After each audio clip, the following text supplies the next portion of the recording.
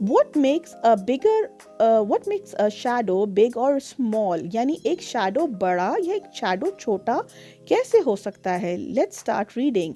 When an object is close to the light source, it blocks more of the light rays.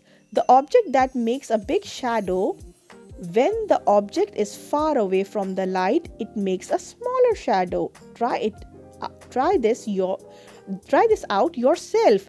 Now this is a very interesting experiment. अगर आप school में होते, class में होते, तो मैं आपको ज़रूर ये बताती कि किस तरह ये आपको प्रैक्टिकली परफॉर्म कर सकते हैं. लेकिन for a better source what you can do, you can take a light source, चाहे वो मोबाइल लाइट हो जाए या टॉर्च लाइट हो जाए, और उसी तरह अपना हैंड उसके सामने रखें.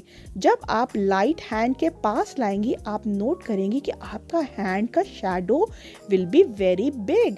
लेकिन जब आप वो लाइट सोर्स को थोड़ा सा फासले पे दूर करेंगे अपने हैंड से, what you can C a smaller shadow of your hand.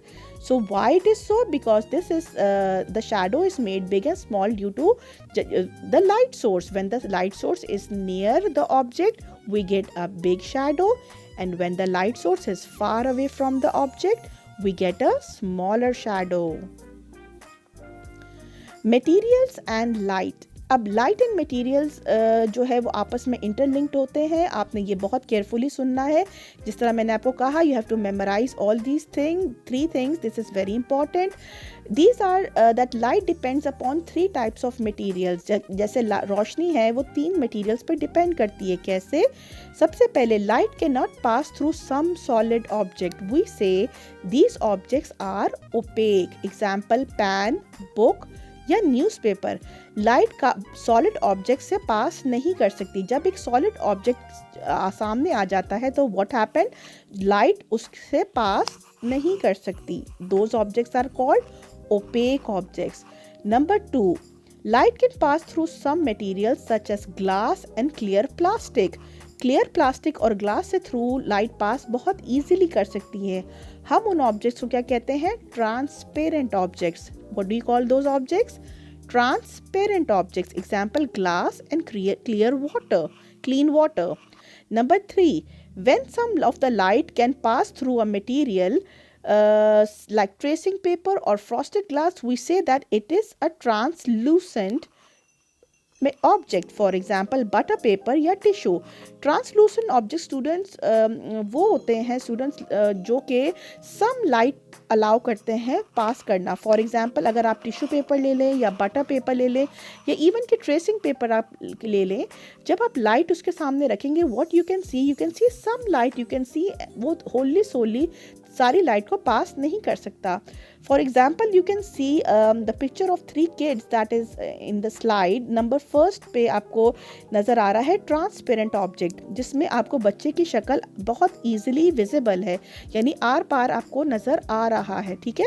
Translucent object is the second one, जिसमें आपको थोड़ा सा माइल्ड उसका डिम सा फेस नज़र आ रहा है, और यानी कि the whole light is not passing through.